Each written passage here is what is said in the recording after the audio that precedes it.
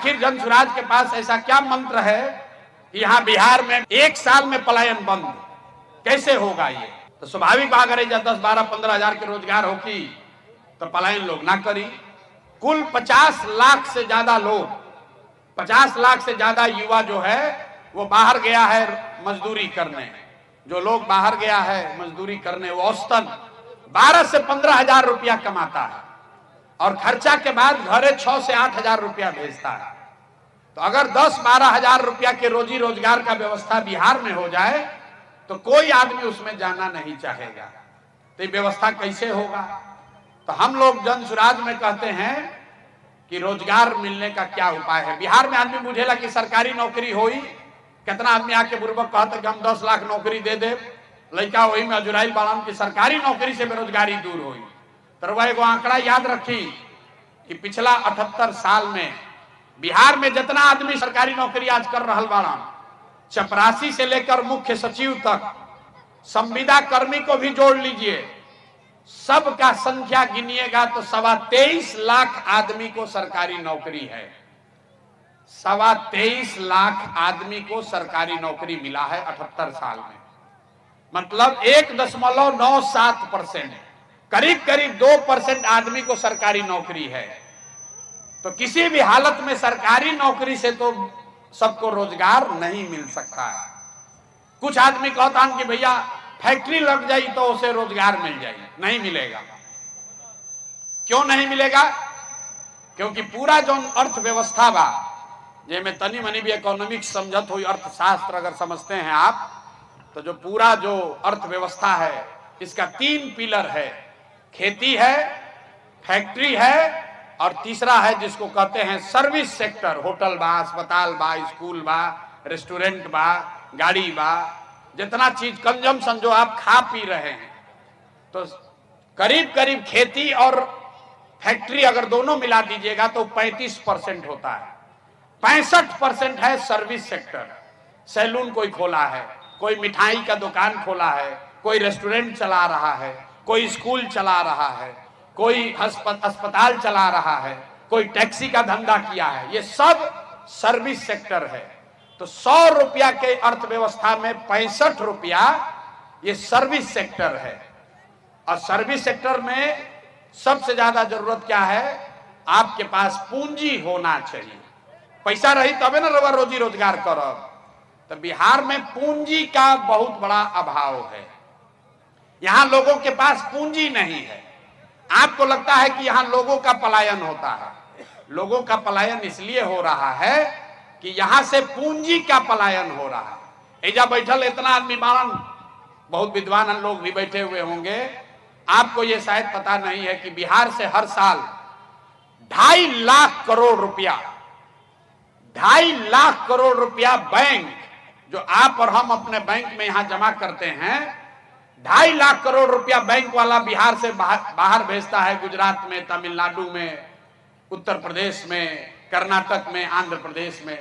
ये आंकड़ा कहां से बा? रिजर्व बैंक ऑफ इंडिया बताता है। बैंक जो है, बैंक का जिम्मेवारी है कि जितना रुपया आप बैंक में जमा कीजिएगा उसका 70% पैसा आपको, समाज को ऋण के तौर पर मिलना चाहिए, जिससे आप घर बना सकें, गाड़ी खरीद सकें, धंधा रोजी रोजगार कर सकें। तो पूंजी का यही 2 स्रोत है। पूंजी आदमी के पास कहां से आता है? जो पैसा आप कमाते हैं, जो खर्चा के बाद बच गया वो आपका पूंजी हुआ, और दूसरा पूंजी का स्रोत है जो बैंक से कर्जा लिए, वो आपका पूंजी है। मान ली कि रुआ घर बनावता नहीं, 1 लाख रुपया रुआ बचत कैले बानी, 4 लाख रुपया बैंक से लेनी तो 5 लाख के घर बनावता नहीं, फिर धीरे धीरे कर्जा वापस करब। तो ये जांचने के लिए रिजर्व बैंक ऑफ इंडिया एक आंकड़ा जारी करता है जिसको कहते हैं CD रेशियो। सबके ना भी बुझाई तर बुझी कि एगो आंकड़ा होला कि कितना रुपया बैंक में जमा भइल और कितना रुपया बैंक वाला लोन के तौर पर समाज को दिया। देश में कानून है, संविधान है कि बैंक में अगर 100 रुपया जमा हो तो 70 रुपया बैंक को वापस समाज को देना है, धंधा के लिए, रोजी रोजगार के लिए, घर बनाने के लिए, गाड़ी खरीदने के लिए। बिहार में बैंक वाला देता है कितना? 40 रुपया। बाकी पैसा कहां जाता है? बाकी पैसा बैंक वाला उस राज्य में भेजता है जहां पर रोजी रोजगार हो रहा है, गुजरात में, कर्नाटक में, तमिलनाडु में। पिछला साल रवा बुझाता बिहार में इतना गरीबी बा, आदमी सोचा था कोई बाहर से आई तो कोई फैक्ट्री लगा दी, तो कोई फैक्ट्री लगाई तो 2-4-10 हजार करोड़ रुपया लगाई। पिछला साल बिहार के गरीब जनता ने बैंक में पैसा जमा किया 4,21,000 करोड़ रुपया। ध्यान से समझिए, जितना बैंक बिहार में है इसमें हम लोग मिलकर पैसा जमा किए 4,21,000 करोड़। अब बैंक वाला पैसा आपको लोन पर कितना दिया? 1,61,000 करोड़। बाकी पैसा कहां गया? बाकी पैसा बैंक वाला दूसरे राज्य में भेज दिया। अगर 70% सीडी रेशियो होता तो बिहार में 2,80,000 करोड़ रुपया आपको लोन के तौर पर मिलता। तरुआ जो घर आज 4 कमरा के बनैले बानी 8 कमरा के बनी थी। आप एगो छोटा सा रेस्टोरेंट चला रहे हैं तो बड़ा रेस्टोरेंट चलाने लगते, छोटा व्यापार कर रहे हैं बड़ा व्यापार करने लगते, खेती में ज्यादा पैसा इन्वेस्ट कर सकते थे। ये जो हर साल 2 लाख करोड़ रुपया गया, तो 1990 में जब लालू जी मुख्यमंत्री भइलन तब से लेके पिछला साल तक बिहार से 26,35,000 करोड़ रुपया आपका हमारा पैसा बैंक वालों ने दूसरे राज्य में भेज दिया।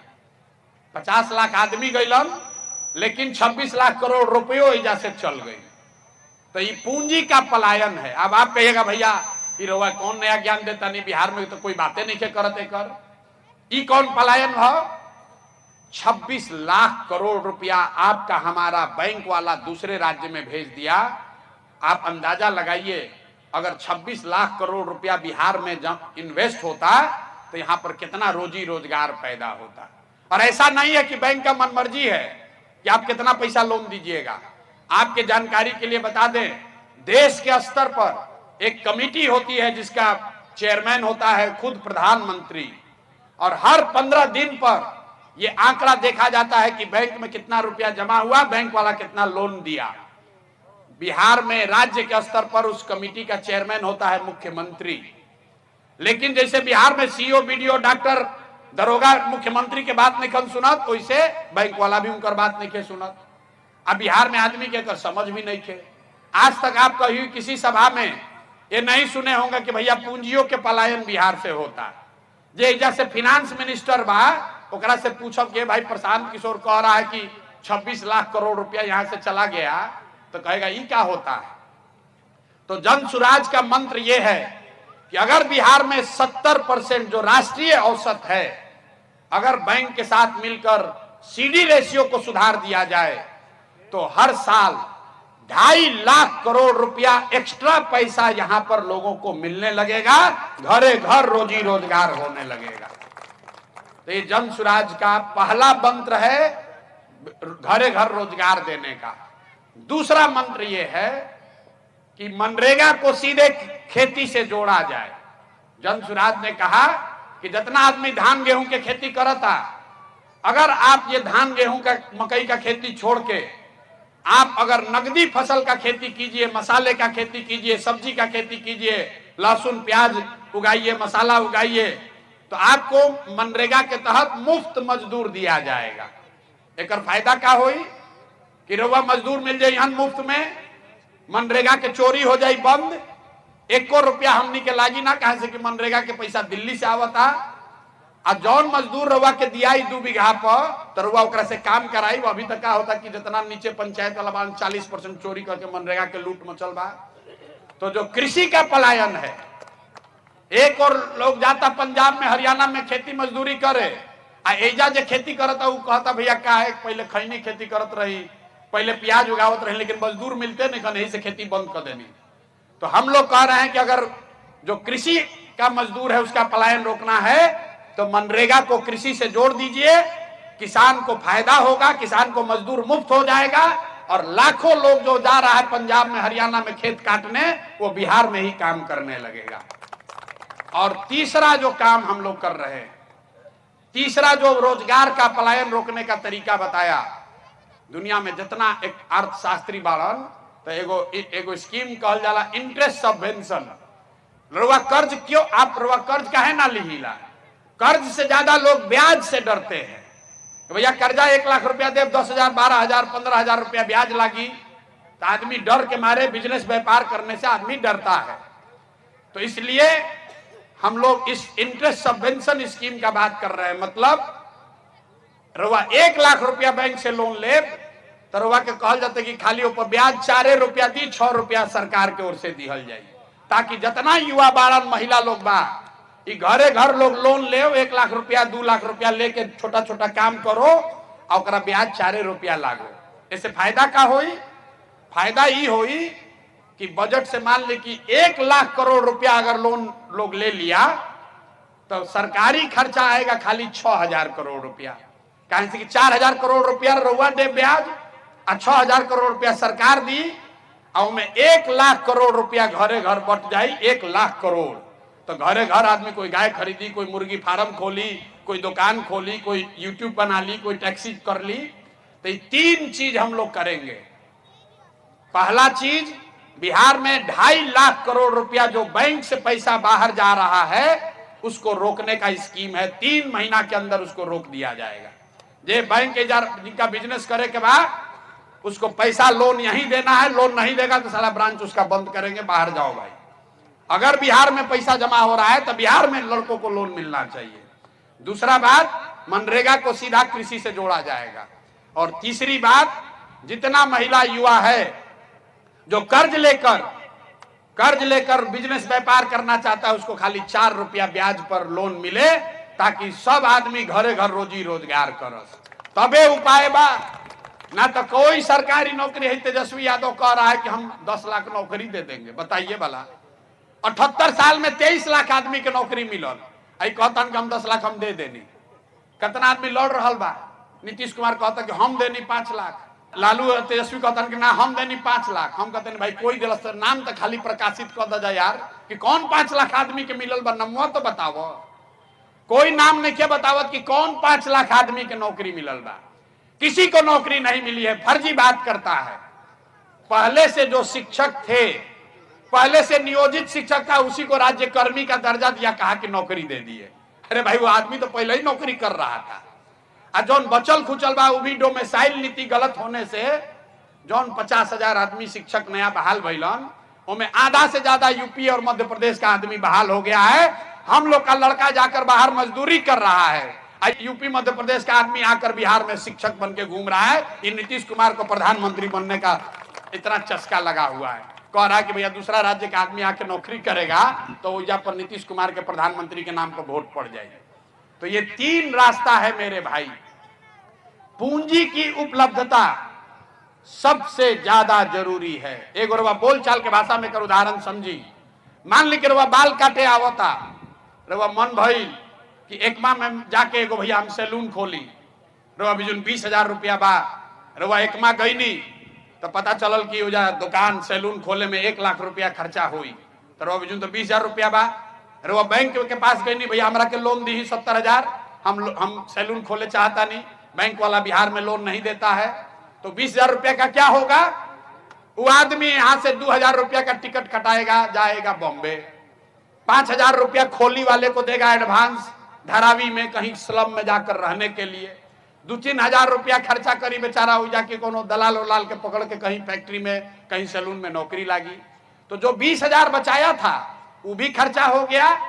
और जो आदमी यहाँ सैलून चला सकता था, 4 आदमी को रोजगार दे सकता था, अपने परिवार के लिए 20,000 रुपया कमा सकता था, वो यहाँ पर एगो छोटा मोटा व्यवसायी हो सकता था, वो जाकर बॉम्बे में मजदूर बन गया।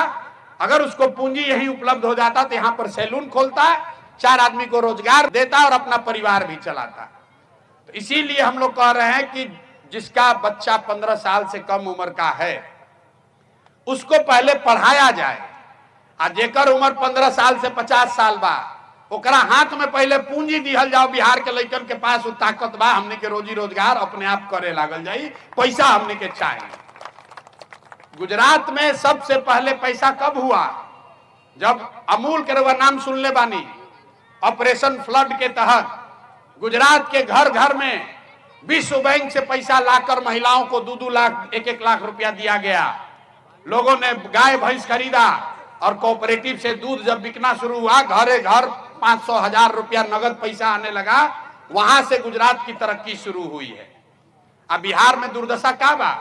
2 गो भैंस खरीदे के बाद कोई के तो पैसा नहीं थे, कहां से खरीदेगा गरीब आदमी? किसी से जाकर पूछिए, कहता है भैया कै गो हम रास्ता चलते हैं पैदल, पूछते हैं कै गो मवेशी है, तो कहता है भैया एगो भैंस बिया। तो एक से पहले कहा कहता भैया बाबूजी के भी एके गो भैंस रहे, अभी हमरो भी एके गो भैंस बिया। वो बढ़ा नहीं सका है क्योंकि उसके पास पूंजी नहीं है। तो पूंजी की उपलब्धता, जिस दिन पूंजी यहां उपलब्ध होगा उस दिन बुद्धि का पलायन रुक जाएगा, और जब पूंजी और बुद्धि का पलायन रुकेगा तो श्रम का पलायन अपने आप रुक जाएगा। उसके लिए कोई अलग से प्रयास करने की जरूरत नहीं।